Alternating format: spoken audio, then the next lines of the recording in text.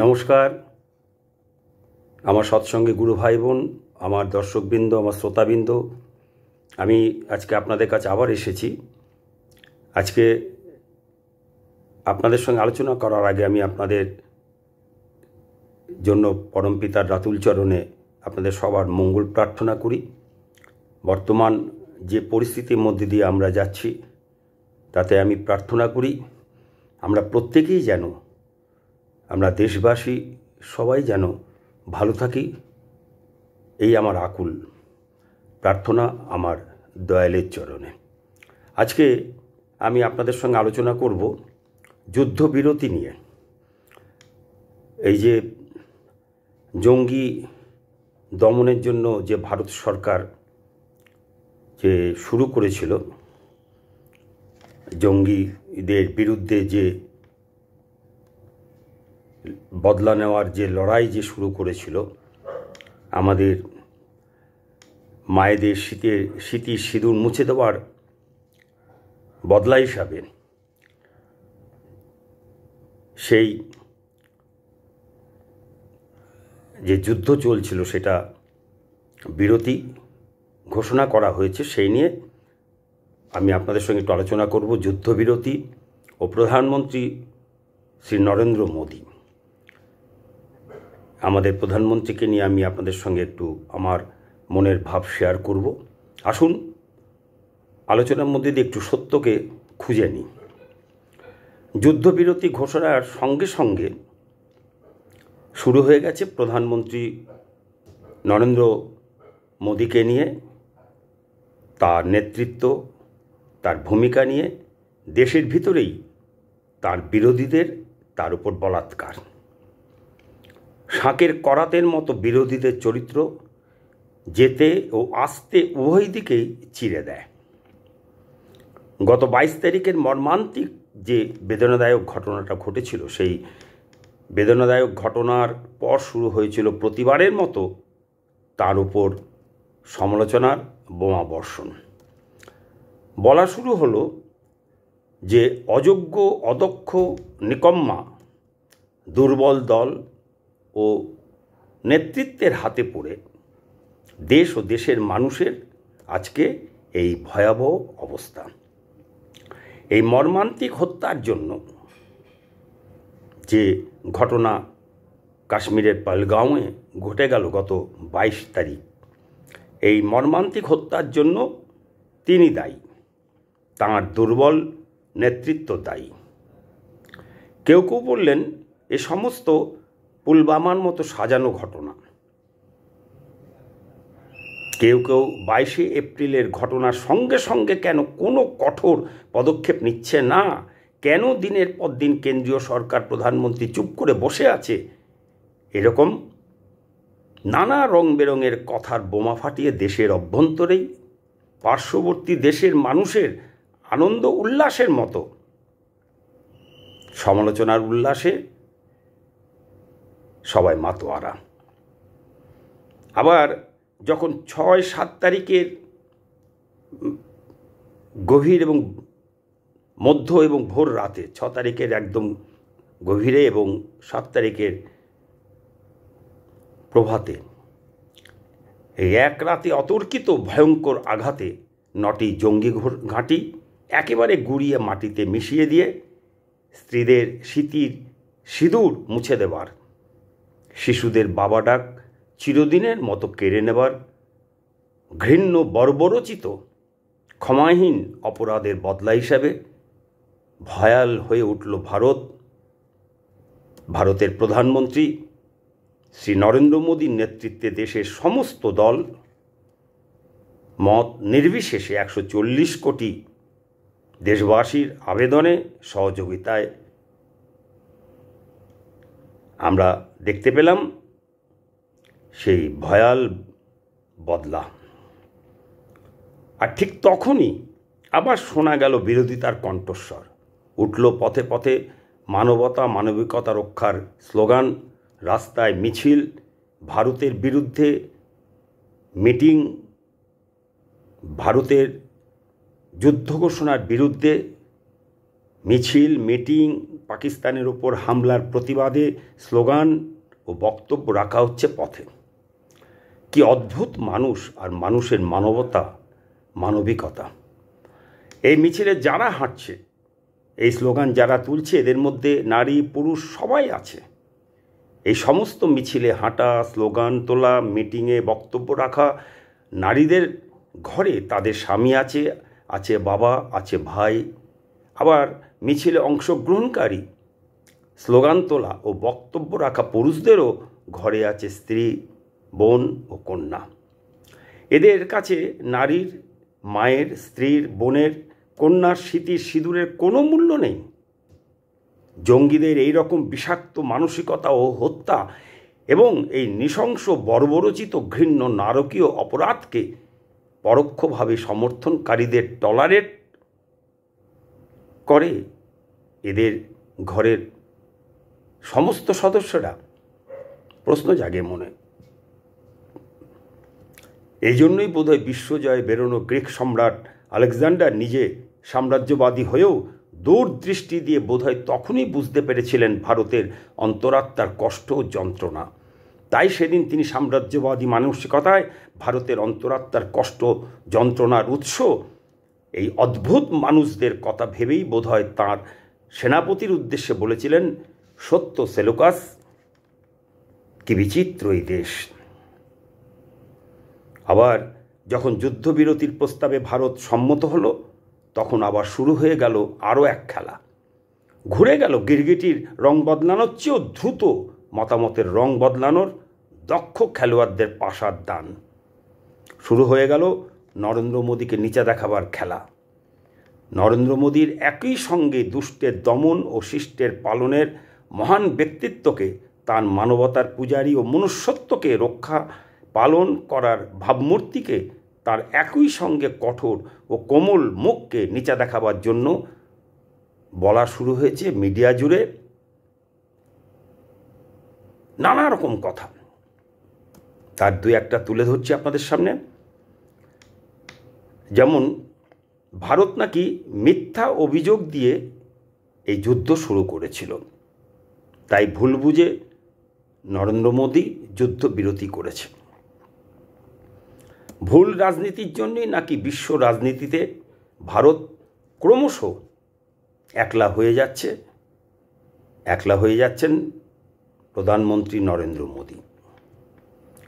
নিজের দোষেই তিনি এখন একা, বন্ধুহীন মোদী।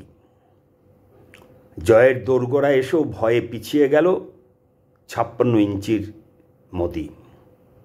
আমেরিকার কাছে নতজানু মোদী। এরকম বহু মন্তব্যে ভরে গেছে সোশ্যাল মিডিয়া। নরেন্দ্র মোদীর পক্ষে জনগণের সমর্থন, ভালোবাসা, নির্ভরতা যাতে বৃদ্ধি না পায় ও তার দক্ষ যোগ্য নেতৃত্বে বিশ্বের দরবারে যাতে ভারতের মুখ উজ্জ্বল হয়ে না ওঠে, তার জন্য শুরু হয়ে গেছে ঘরশত্রু দুর্যোধনদের মিশন। 22 মে 26 জন নিরীহ পুরুষ পর্যটককে তাদের স্ত্রীর সামনে গুলি করে মেরে স্মৃতির সিঁদুর মুছে দেবার পর, ছোট শিশুদের বাবা ডাক কেড়ে নেবার পর, ভারতের নারীর স্মৃতির সিঁদুর মুছে দেবার বদলা হিসেবে জঙ্গিদের বিরুদ্ধে অপারেশন সিন্দুর নামে অল আউট খতম অভিযানে নামা প্রধানমন্ত্রী নরেন্দ্র মোদীর মিশনকে বলা হচ্ছে ভারত নাকি মিথ্যা অভিযোগ দিয়ে এই যুদ্ধ শুরু করেছে, আর তাই ভুল বুঝে তড়িঘড়ি যুদ্ধবিরতি করেছে। এই সমস্ত ঘরশত্রু দুর্যোধনদের কি বলবে ভারতের নারীরা, মায়েরা, বোনেরা ও মেয়েরা? তারাই ঠিক করুক, আমি এর উত্তরের অপেক্ষায় থাকব। বলা হচ্ছে নরেন্দ্র মোদী ও নরেন্দ্র মোদীর ভারত বিশ্বে ও বিশ্ব রাজনীতিতে একলা হয়ে যাচ্ছে নিজের দোষে। বন্ধু আমেরিকাও পাশে নেই, কেউ নেই। ভারত এখন একা, এক ঘরে। যারা সোশ্যাল মিডিয়ায় ঘুম থেকে উঠেই বাসি মুখে বসে যাচ্ছে সোশ্যাল মিডিয়ায় এই কথার জাবর কাটতে, তাদের উদ্দেশ্যে শুধু বলি, আপনি বা আপনারা কি জীবনে কারো সাহারা নিয়ে চলেন নাকি একা চলেন? আপনি বা আপনারা যারা এই কথা বলছেন, বিষোদ্গার করছেন দেশের ভয়ঙ্কর ঘোর সংকটজনক পরিস্থিতিতে, দেশের বিপদের সময় দেশের প্রধানমন্ত্রীর বিরুদ্ধে, তারা নিজেরাই নিজের কথাটাই একবার ভেবে দেখুন। ধরে নিলাম আপনি বা আপনারা যারা আজ এইসব কথা বলছেন তারা কারো সাহারা নিয়ে চলেন। কেন চলেন? মানুষ মানুষের জন্য, জীবন জীবনের জন্য একটু সহানুভূতি কি মানুষ পেতে পারে না? এই গানটা আমরা শুনেছি, বিখ্যাত গান, মেহনতি গরিব মানুষের গান, বামপন্থীদের গান। তো এই যদি মানুষের সপারিপার্শ্বিক বাঁচা ও বেড়ে ওঠার মানবতা ও মানবিকতার দর্শন হয়, মনুষ্যত্বের মূল ভিত হয়, তাহলে মানুষ মানুষের সাহারা নিয়েই বাঁচবে ও বেড়ে উঠবে, নতুবা ধ্বংস অনিবার্য, সময়ের অপেক্ষা মাত্র। আর যদি আপনি কারো সাহারা ছাড়াই একলা চলেন, তাহলে কেন একলা চলেন? কারণ আপনি সত্যের পথে চলেন, তাই একলা চলেন। এটা দেখা গেছে এবং এটা সত্য সিদ্ধ যে সত্যের পথে যে চলে সে সবসময় একাই চলে, সে বন্ধুহীন হয়, কারণ সত্য সবসময় একা। মিথ্যার পথে চলার জন্য লোকের সাহারার দরকার হয়, কারণ মিথ্যা ল্যাংড়া, খোঁড়া ও অন্ধ, তাই তাকে কারো না কারো ওপর ভর দিয়েই চলতে হয়। তাই মিথ্যার বন্ধু অনেক, অগুন্তি। এসব কথা আপনিও আপনারা সবাই জানেন, এসব মায়ের কাছে মাসির গল্পের মতো, তবুও বললাম। আর আপনি বা আপনারা যদি সত্যের পথে না চলেন, যারা আজ দেশের সংকট সময়ে, যারা আজ এত বড় দুঃখের দিনে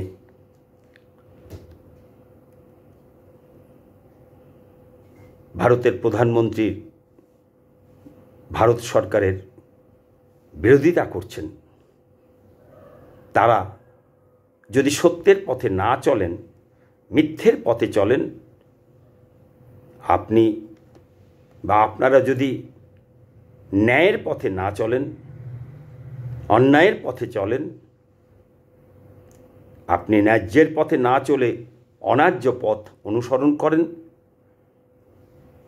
সততার পথ ছেড়ে অসততার পথ বেছে নেন, আপনি বেঁচে থাকা ও বেড়ে ওঠার যে নীতি, সেই নীতির পথ ছেড়ে মৃত্যুর বা ধ্বংসের দুর্নীতির পথে হাঁটেন, আপনি যদি সামনের দরজা দিয়ে প্রবেশ করেও বেরিয়ে না এসে, সামনের দরজা দিয়ে প্রবেশ করে আবার সামনের দরজা দিয়ে বেরিয়ে না এসে পিছনের দরজা দিয়ে ঢুকে আবার চুপি চুপি পিছনের দরজা দিয়ে বেরিয়ে যান, জনগণের দ্বারা নির্বাচিত হয়ে গণতান্ত্রিক পদ্ধতিতে প্রেম ভালোবাসায় সিক্ত হয়ে ক্ষমতায় আসার পরিবর্তে পিছনের দরজা দিয়ে গায়ের জোরে টাকা ছিটিয়ে, ভয় দেখিয়ে, অবৈধভাবে, অনৈতিকভাবে, অগণতান্ত্রিক উপায়ে ক্ষমতার চেয়ারে বসতে চান ও ক্ষমতা ভোগ করতে চান ক্ষমতার লালসায়, তাহলে আপনার ট্রাম্পের মতো কাউকে দরকার হবে। দরকার হবে বিশ্বকে, খেতে হবে বিশ্ব রাজনীতির ঘোলা জল, দরকার হবে বৃহৎ শক্তির কাছে নতজানু হতে, লাথি খেতে, আত্মসমর্পণ করতে, গোলামি করতে। তখন আপনি হবেন শয়তানের পৃষ্ঠপোষক। আজ যদি মিথ্যের পথে না চলেন, নতজানু না হন, আত্মসমর্পণ না করেন, গোলামি না করেন, আর তার জন্য কেউ যদি সাহায্যের হাত না বাড়ায়, পাশে না দাঁড়ায়, আপনি যদি সপারিপার্শ্বিক বাঁচা বাড়ার জন্য সত্যের পথে চলেন, ন্যায়ের পথে চলেন, নীতির ওপর দাঁড়ান, সততার হাত ধরে চলেন, সামনের দরজা দিয়ে ঢোকেন এবং সামনের দরজা দিয়ে বেরোন, গণতান্ত্রিক পন্থা অবলম্বন করেন, প্রেম ভালোবাসা দিয়ে সবাইকে জয় করার শিক্ষায় শিক্ষিত হন, ভাবিত হন, প্রয়োজনের সময় বিপদগ্রস্তের পাশে দাঁড়ান, তাহলে কারো সাহারার দরকার হবে কি? কারো সাহায্যের জন্য কাঁদতে হবে কি? হবে না। এছাড়া কথায় আছে, हाथी चले बाजार में कुत्ता भौंके हजार, साधुओं को दुर्भाव भाव नहीं जब घेरे संसार। কাকে ভয়, কিসের ভয়, কেন ভয়? আর একটা কথা আপনারা নিশ্চয়ই জানেন, সেটা হলো কবিগুরু রবীন্দ্রনাথ ঠাকুরের কবিতা, যদি তোর ডাক শুনে কেউ না আসে তবে একলা চলো রে। এই সত্যের পথে একলা চলায় মুক্তিধামে, সত্যধামে, অমরধামে পৌঁছনো একদিন হবেই হবে।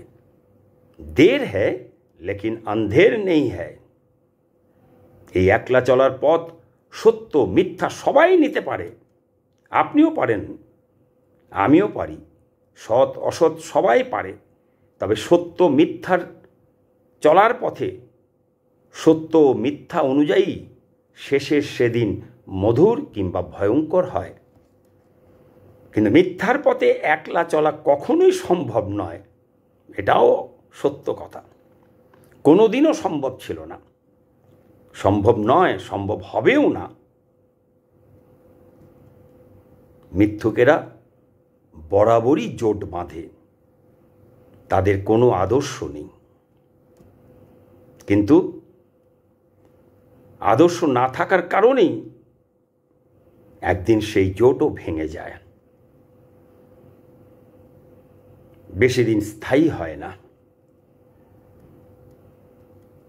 এটাই আজ আবার প্রমাণ হলো, সৎ পথে চলা, ন্যায় বা ন্যায্যভাবে নীতির ও যোগ্যতার উপর দাঁড়িয়ে থাকা, সামনের দরজা দিয়ে ঢোকা ও বেরোনো মানুষকে, গণতান্ত্রিক পথে নির্বাচিত হয়ে ভালোবাসার জোরে প্রেম দিয়ে ক্ষমতার চেয়ারে বসা মানুষকে ক্ষমতাধর নেগেটিভ সমাজ, দেশ ও বিশ্ব তাদের প্রতিনিধিরা হজম করতে পারে না।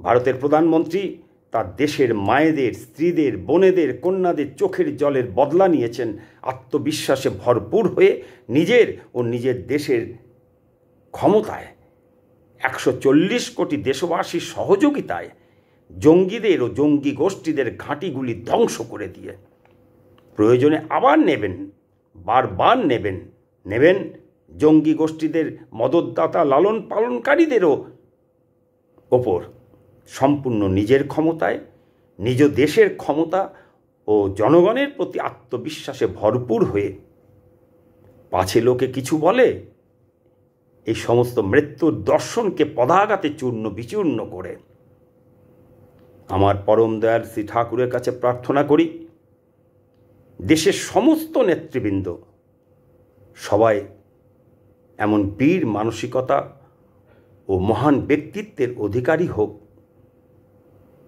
তাদের হাতেই দেশের সবার জীবন, তাদের হাতেই সবার বাঁচা বাড়া। তারাই মানুষকে বাঁচাতে পারে, তারাই মানুষকে মেরে ফেলতে পারে। তাদের হাতে সব ক্ষমতা। তারা ইচ্ছা করলেই এই দেশকে সুন্দর করে গড়ে তুলতে পারে। আর এই গড়ে তোলার জন্য ভারতের কৃষ্টি সংস্কৃতি যথেষ্ট, কোনো বাইরের কোনো কৃষ্টি সংস্কৃতির প্রয়োজন নেই। ভারত আজ দাঁড়িয়ে আছে হাজার বছরের সেই কৃষ্টির উপর, সংস্কৃতির উপর, যে কৃষ্টি সংস্কৃতি সারা পৃথিবীকে আকৃষ্ট করে। কথায় আছে বসুদৈব কুটুম্বকম, এটা ভারতের দর্শন। ভারত এই দর্শনে বিশ্বাসী। গোটা পৃথিবীটায় একটা পরিবার, সব গোটা পৃথিবীর মানুষ সবাই সবার আত্মীয়। আসুন আমরা এই ভাবনায় ভাবিত হয়ে, বিশেষ করে সৎসঙ্গের প্রাণপুরুষ শ্রী ঠাকুর অনুকূলচন্দ্র তার সোনার সৎসঙ্গীদের উপরে এই স্বপ্ন, এই আশা, এই ভরসা রেখেই তিনি এই পৃথিবী থেকে দেহ ছেড়ে তিনি চলে গেছেন। কিন্তু তিনি সূক্ষ্ম শরীরে অবস্থান করছেন আমাদের মাঝে, আমাদের সকলের মাঝে। তিনি আমাদের পথ দেখাবার জন্য দেওঘরে আচার্যদেবের মধ্যে তিনি অবস্থান করছেন। আসুন আমরা তার নির্দেশ মতো চলে অন্তত আমরা চেষ্টা করি সবাই মিলে, সৎসঙ্গীরা, ঠাকুরের যে দর্শন তাকে একটু অন্তত দাগ রেখে যায়, সামান্য হলেও দাগ রেখে যায়, তার দর্শনকে মানুষের কাছে পৌঁছে দিয়ে প্রতিষ্ঠার মাধ্যমে আমরা আমাদের জীবন শেষ সময়টুকু অন্তত আমরা তার জন্যই যেন আমরা খরচ করি। আজ এই পর্যন্ত। আবার পরবর্তী সময়ে আমি আপনাদের সামনে আসব। নমস্কার, জয় গুরু।